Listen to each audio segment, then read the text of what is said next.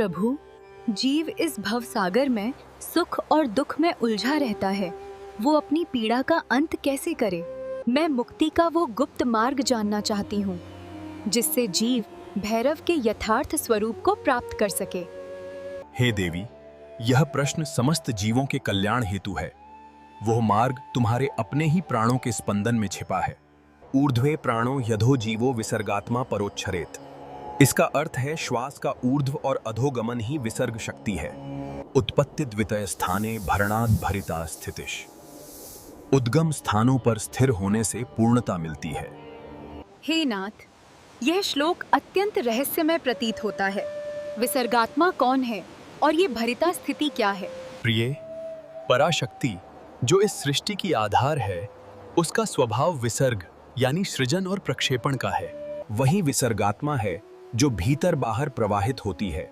इसे ही उच्चार या परादेवी का स्पंदन कहते हैं। हृदय से बाहर जाती श्वास प्राण है, भीतर आती अपान।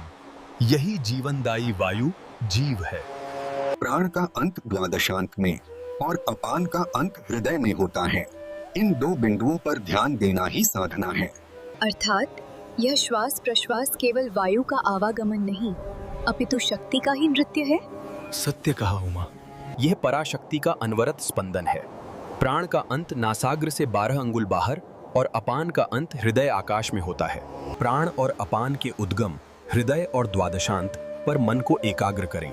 इसी से पूर्ण भरिता स्थिति प्राप्त होती है।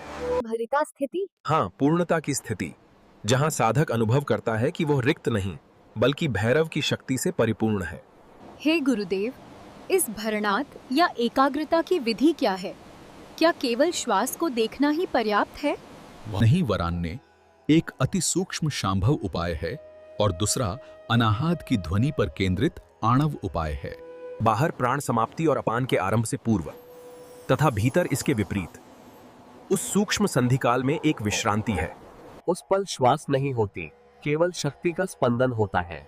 साधक को उसी शून्य और विश्रांति में जागृत रहना है।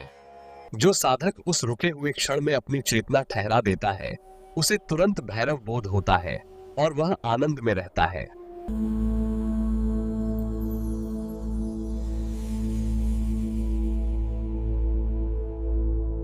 यह तो अत्यंत उच्च अवस्था है प्रभु।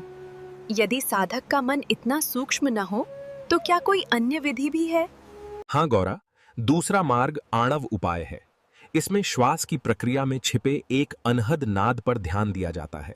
श्वास भीतर लेने पर ह की ध्वनि होती है जो शक्ति है, और बाहर छोड़ने पर सह की ध्वनि जो शिव है। इनके मिलन से श्वास स्वयं हंसा मंत्र का जाप करती है। हंसा अर्थात मैं वही हूँ?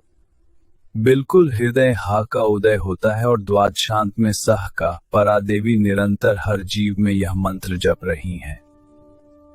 सजग होकर हंसह का अनुसंधान करने से द्वैत मिट जाता है। साधक समझ जाता है कि शिव और शक्ति उससे भिन्न नहीं। हा, सा